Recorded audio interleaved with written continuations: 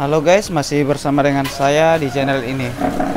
Nah, kali ini kita memperbaiki satu unit televisi plasma merek LG. Untuk serinya LG 42PA 4500. Televisi ini sepertinya sudah pernah ganti motherboard, ini sudah bolong. Mungkin dengan seri atau jenis yang berbeda sedikit.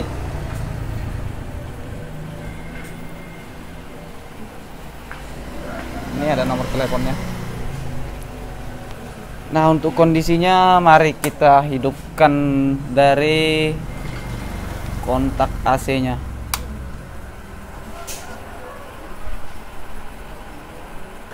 Ini ya, posisi standby merah ya.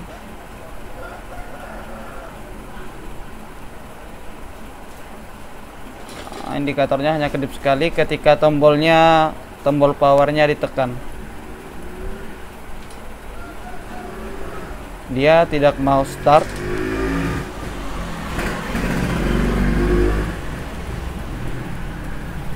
Oke, untuk mengetahui bagian blok mana yang rusak, saya buka dulu untuk unit televisinya. Nah, oke, seperti biasa untuk para sobat kita pemula yang belum mengenal plasma. Dalaman plasma seperti ini, di sini ada untuk bumper, Y-sustain, power supply, Z-sustainnya, motherboard, Taycon. Nah, oke, untuk pengecekan pertama seperti biasa kita lakukan untuk pengukuran output dari power supply. Ini untuk kabel powernya sudah saya colok, tapi dari listriknya belum saya hidupkan.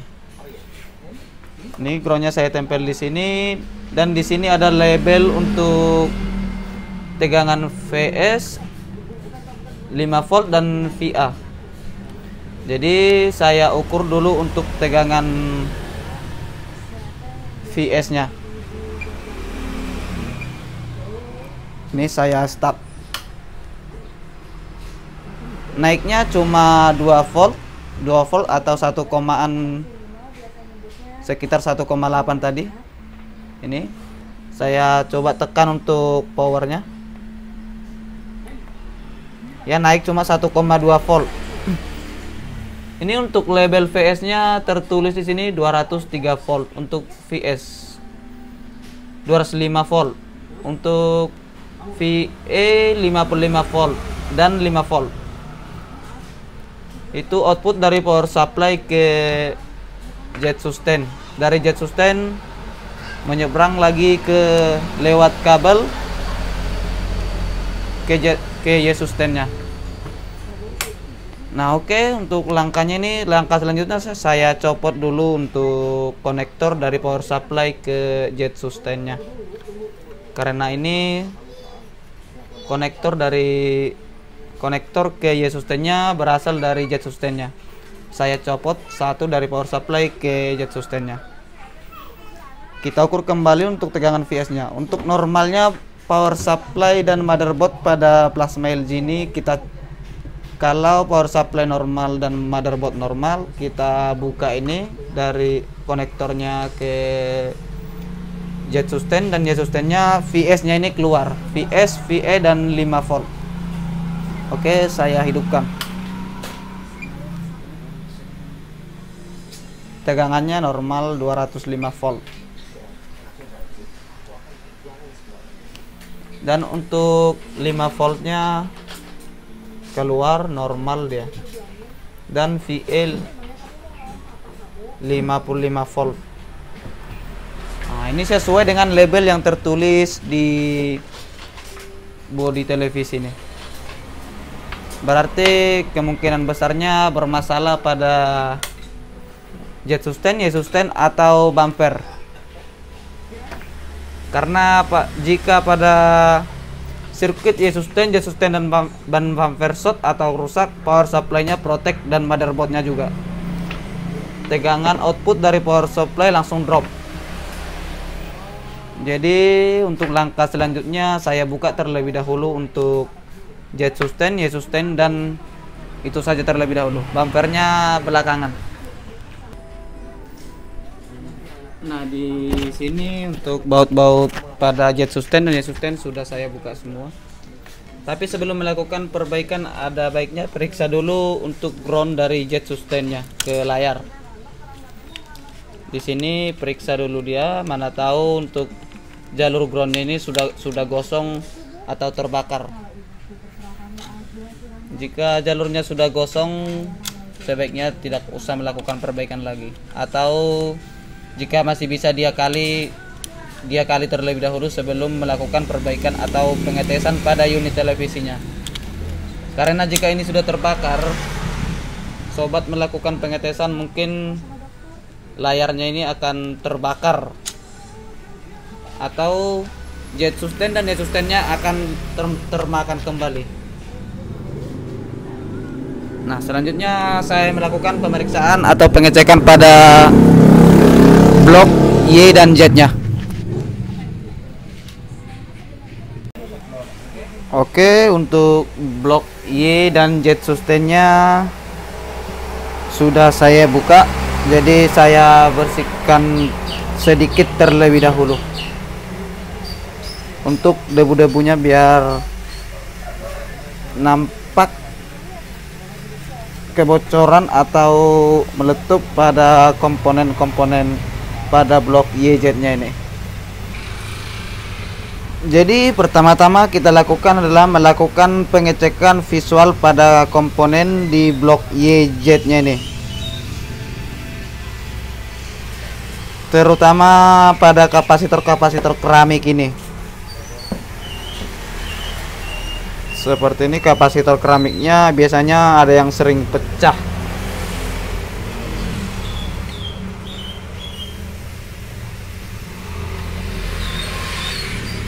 Nah, untuk yang ini aman, jadi kita melakukan pengukuran pada komponen atau tes shot pada komponen blok Y nya ini. Pertama kita cek pada blok Y sustainnya.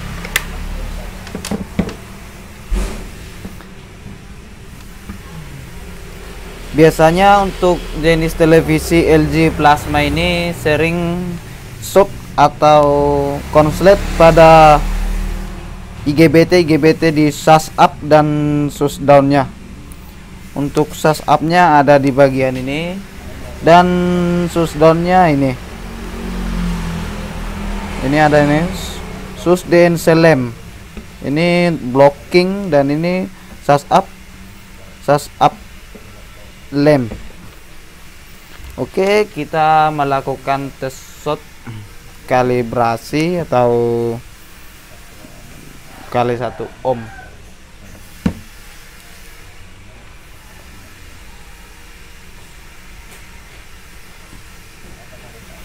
Nyata jalan bolak-balik di sini.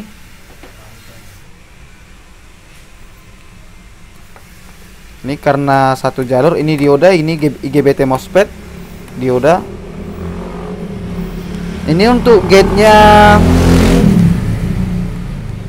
dari IC ini. Ini untuk SAS up gate-nya dari sini. Dan SUS down-nya itu gate-nya dari IC ini. Dan ini untuk blocking-nya gate-nya atau driver gate dari ini. Nah, untuk memastikan salah satunya pasti short atau semua yang short, kita buka atau angkat kakinya ini.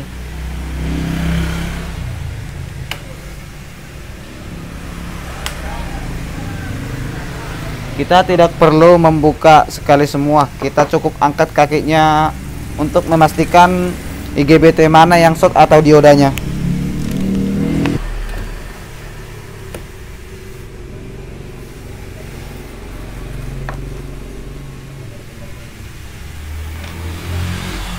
Jadi yang kita buka kaki groundnya, ini groundnya kita angkat sampai terlepas dari PCB.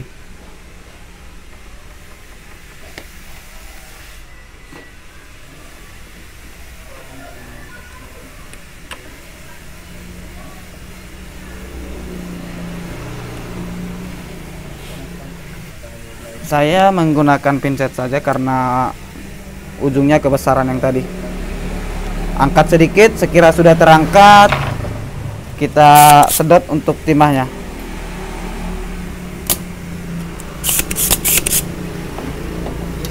Oke, kita lihat kaki bawahnya tidak connect lagi ke PCB.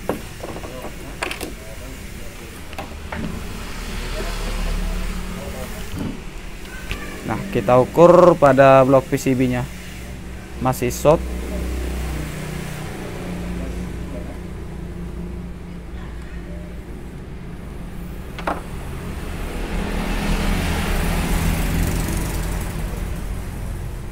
Ini untuk gate-nya dari IC yang sama ya, dari sini.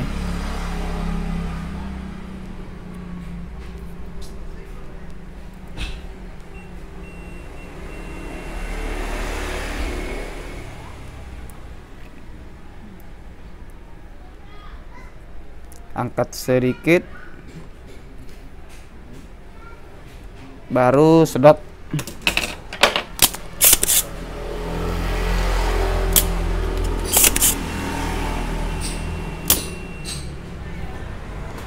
Yang satu ini belum terangkat.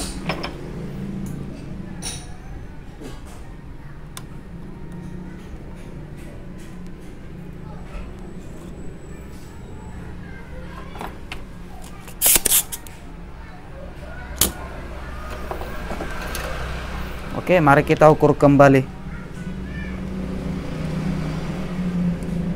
Nah, ini short.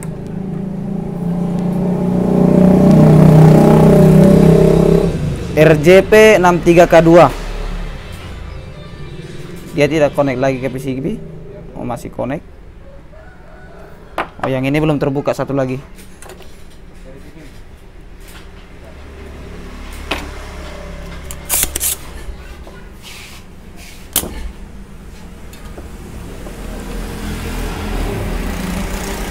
Oke, tidak connect lagi. Ini jelas short. IGBT MOSFET-nya RJP 63K2. Ini short. Untuk jalurnya seperti bocor halus.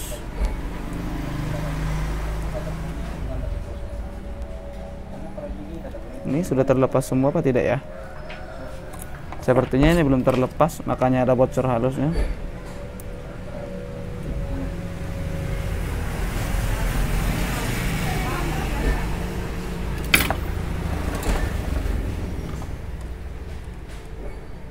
Nah, ini tidak short lagi ya. Jalurnya tidak short lagi. Hanya berjalan satu kali pada multimeter saya. Ini untuk yang keduanya jelas short.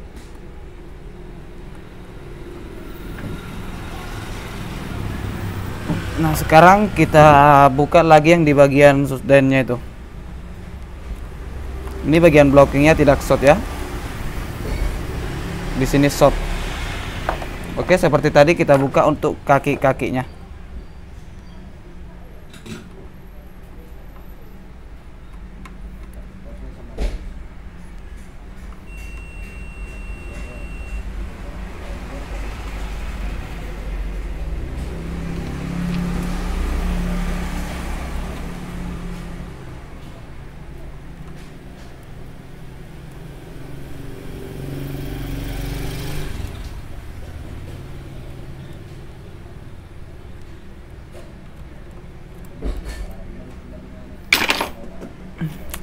Kita sedot kembali.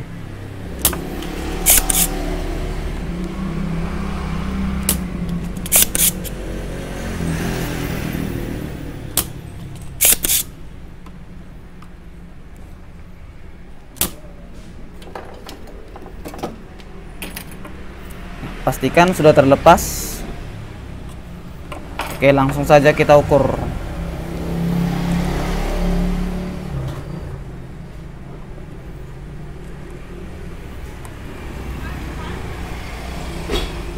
Yang ini tidak short, tidak konslet dia ini.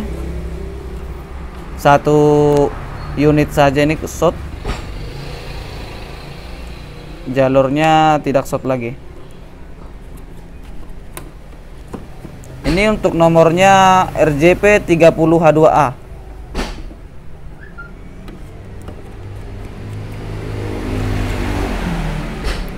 Oh sorry, ini dioda rupanya. Yang ini dioda RF 2001. Satu lagi untuk IGBT MOSFET-nya ini. Ini pun tidak short juga rupanya. Satu saja yang kena.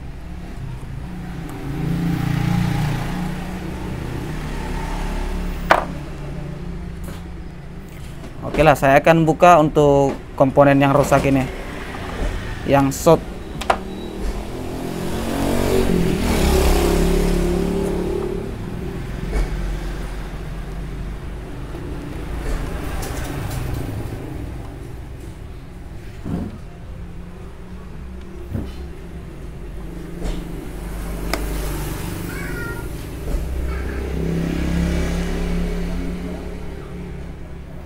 Ini ya kak, lumayan susah karena pendinginannya luas, tebal.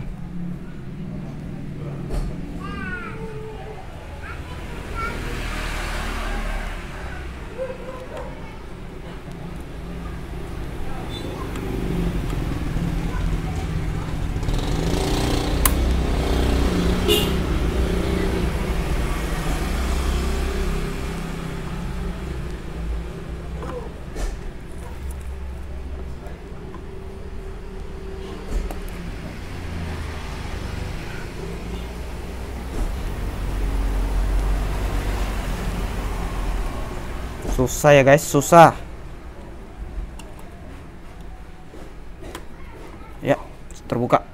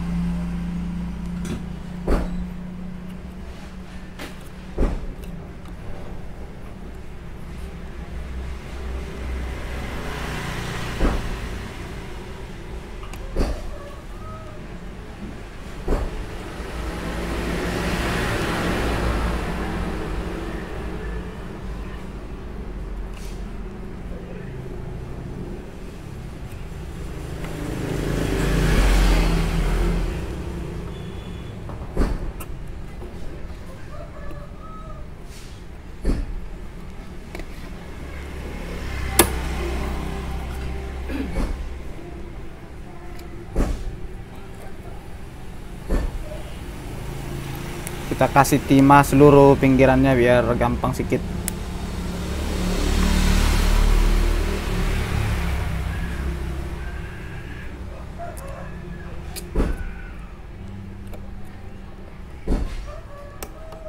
Oke.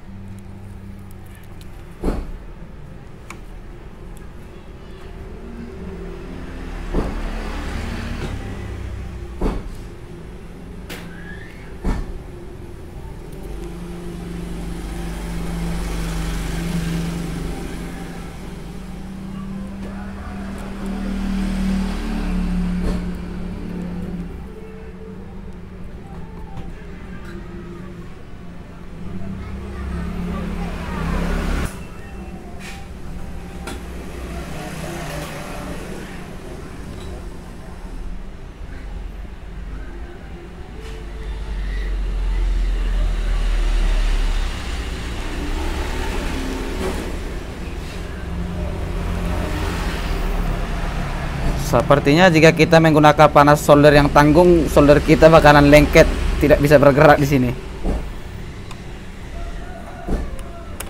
Oke guys, sudah terbuka. Nah, ini dia tadi RJP63K2 yang dari sasapnya ya, ada dua biji shot. Dan di sini 30H2A dari shutdownnya yang shot. Nah, sebelum kita melakukan pergantian spare part, kita cari tahu dulu mana tahu masih ada komponen lainnya yang short. Jangan sampai ada komponen lainnya yang tertinggal short. Karena jika ada komponen yang tertinggal yang rusak atau short, kita pasang yang baru, melakukan pengetesan, komponen yang kita pasang akan termakan kembali.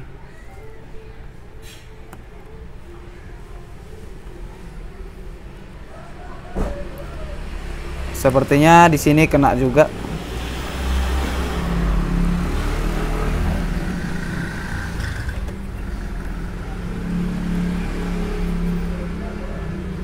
Ini MOSFET KF7N60. Coba kita buka untuk kakinya.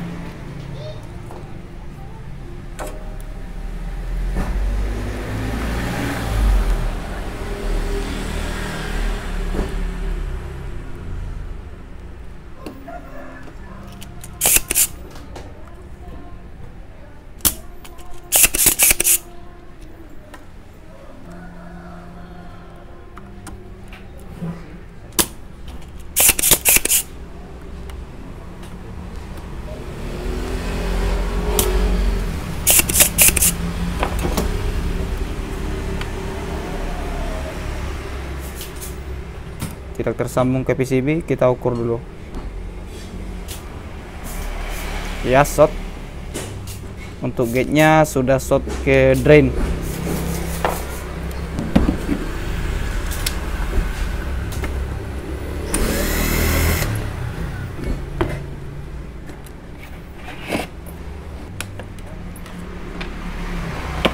Ini dia komponennya,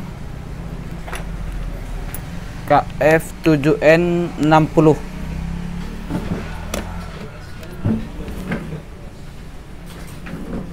Ya, short antara drain dan source, short gate juga.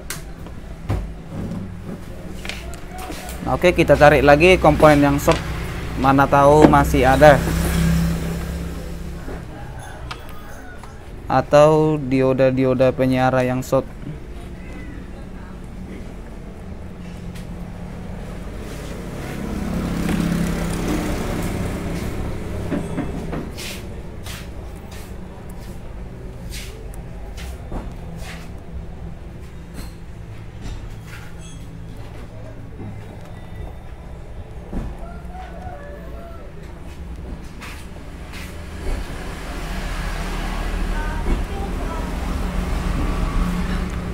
Oke, komponen lainnya sudah aman.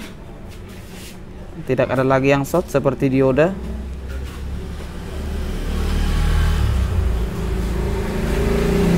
Dan jangan lupa untuk periksa resistor gate komponen yang short tadi, seperti IGBT MOSFET-nya. Resistornya di sini 270 di paralel, berarti 13,5 ohm. Periksa dengan teliti untuk basisnya, resistornya ya. Karena jika resistor ini putus, komponen yang kita pasang tetap akan dimakan juga. Nah, ini ada 150, berarti 15 ohm. Nah, di sini 13,5. Analog saya udah mulai lowbat baterainya. Tapi setidaknya tidak putus. Nanti akan saya ukur kembali menggunakan multimeter digital. Untuk jet sustainnya pun sekarang kita melakukan tes komponen short pada modul jet sustainnya. Tes short terhadap komponen seperti IGBT, dioda, dan MOSFET. Ini ada dioda ini. Tidak ada.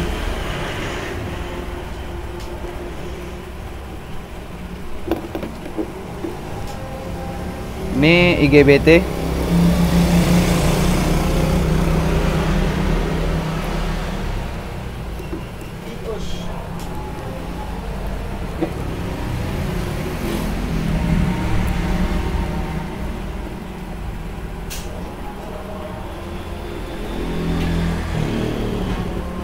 Jika multimeternya menunjukkan jarumnya berjalan bolak-balik, berarti komponen tersebut atau yang berada pada jalurnya itu short. Oke, tidak ada. Sepertinya jet sustainnya aman. Nah, sekarang kita melakukan pemasangan pada komponen pada blok Y sustainnya. Oke, di sini komponen penggantinya itu nomornya seperti bawaannya persis RJP30H2A untuk blok shutdown-nya, dan source up-nya itu RJP63K2. Untuk source up-nya 2 pieces. Ini untuk MOSFET-nya tadi KF7N60 saya ganti menjadi 13N60,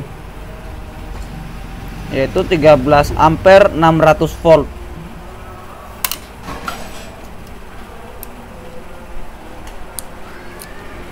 Ini untuk shutdown-nya 1 biji saja, 1 pieces.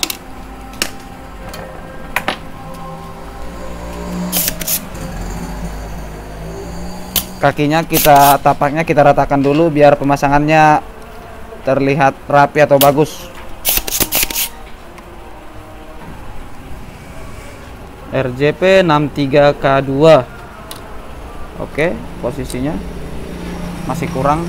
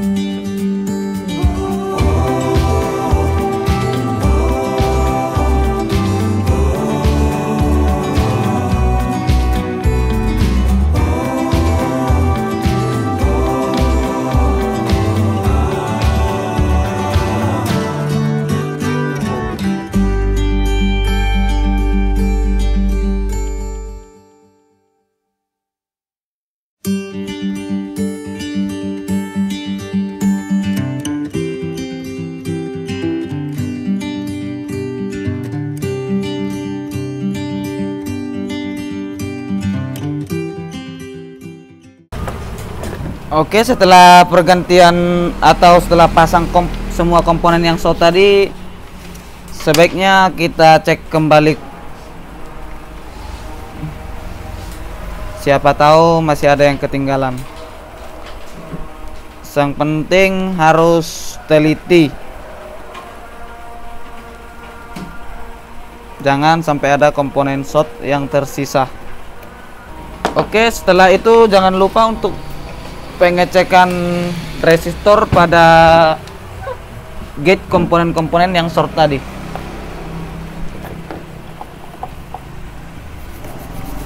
Saya bersihkan sedikit biar nomor resistornya nampak dengan jelas.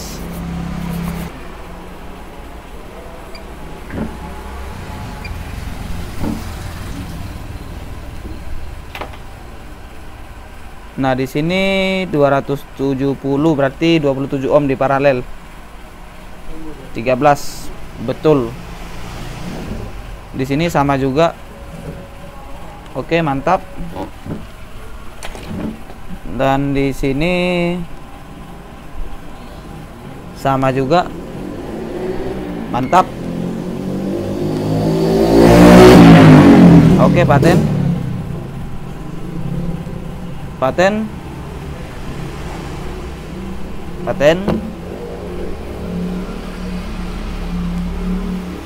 Oke, untuk gate-gatenya, resistornya aman semua. Ini harap untuk pembersihannya dibersihkan sebersih mungkin. Nanti akan saya bersihkan kembali. Nah, oke, tahap selanjutnya setelah kita melakukan pengecekan pada komponennya, pengecekan ulang, sekarang kita melakukan atau sobat solder ulang kaki komponennya, seluruh kaki komponen yang retak. Jangan lupa untuk resistor-resistor chip yang ada pada blok Y dan Z. Ini untuk penyolderan semua tidak akan saya record kembali karena videonya akan terlalu lama. Memang untuk memperbaiki plasma ini butuh waktu yang lama. Tidak bisa secepat seperti memperbaiki televisi LED LCD biasa. Ini akan saya solderin ulang semua kaki komponennya yang retak. Tidak lupa juga untuk resistor-resistor chipnya ini, seperti yang ada pada gate IGBT MOSFET-nya ini. Y dan Z harap disolder ulang supaya tidak terjadi hal yang tidak diinginkan seperti komponen dimakan kembali atau bocor kembali. Oke, kita lanjut setelah saya melakukan solder ulang pada kaki komponennya. Di sini setelah saya habis solder ulang, ini sudah saya solder ulang semua untuk kaki komponen yang retak dan sudah saya bersihkan. Jadi setelah kita bersihkan dengan sebersih mungkin, kita bisa nampak jelas melihat nomor-nomor resistor yang ada pada PCB Y sustainnya ini atau Z sustainnya. Jadi kita dengan enak bisa mengukur apakah ada resistornya yang putus atau tidak. Terutama pada bagian high voltage ini, sus up, sus down-nya nih. Di sini untuk solderannya jangan sampai ada kendor dan usahakan sebersih mungkin. Dan ukur juga untuk resistor 2,2 yang gelang. Kode warnanya gelang ini yang di atas. Ukur semua sebelum pengetesan. Ini juga sudah saya bersihkan dan saya solder ulang. Nah, jadi setelah ini jika sobat melakukan pengetesan tetapi komponennya masih termakan juga, perhatikan untuk driver komponen yang short tersebut. Seperti untuk source up-nya ini, drivernya dari sini. Ini untuk blockingnya, drivernya di sini. Ini untuk source up, drivernya source up ini dia.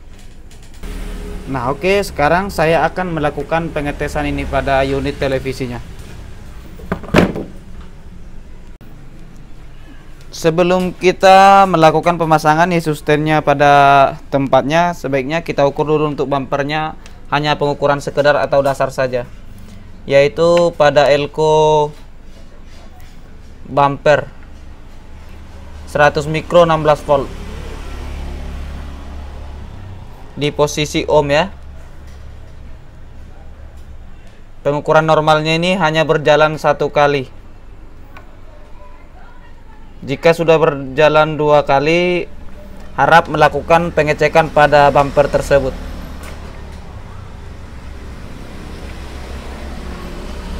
Nah, untuk yang satu ini aman, jadi saya bisa melakukan pemasangan Yesus stand dan Yesus standnya pada unit televisi LG ini.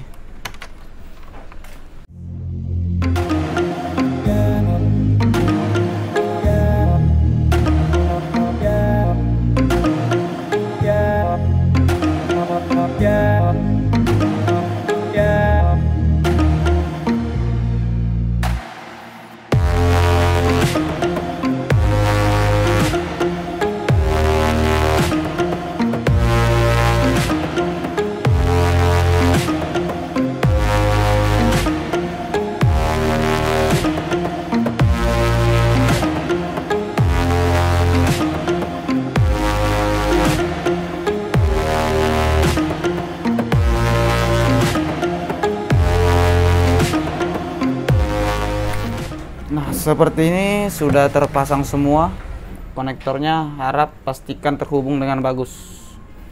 Sekarang kita melakukan pengetesan pada unit televisinya. Sekalian kita ukur untuk tegangan VS nya apakah masih drop. Kalau tegangannya langsung drop berarti komponen yang kita pasang tadi itu termakan kembali. Oh iya, setting ke kita ukur, sekalian VS nya kita cantolkan. VS nya yang berjumlah 205 volt. Oke, saya hidupkan.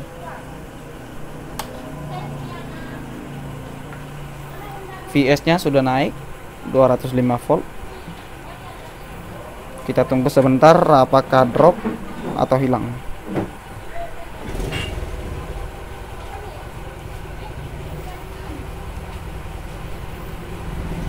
Lampu tikonnya sudah menyala, menandakan unit televisinya telah hidup.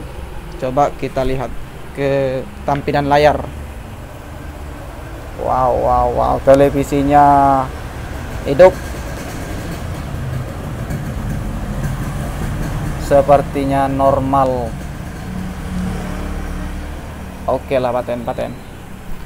Nah, oke guys, sampai di sini untuk tutorial saya hari ini. Semoga video saya bermanfaat, apalagi buat sobat-sobat pemula. Untuk user jangan coba-coba melakukan hal seperti ini. Kalau ada televisi yang memiliki kerusakan sama, silahkan diantarkan ke tuser terdekat. Terima kasih.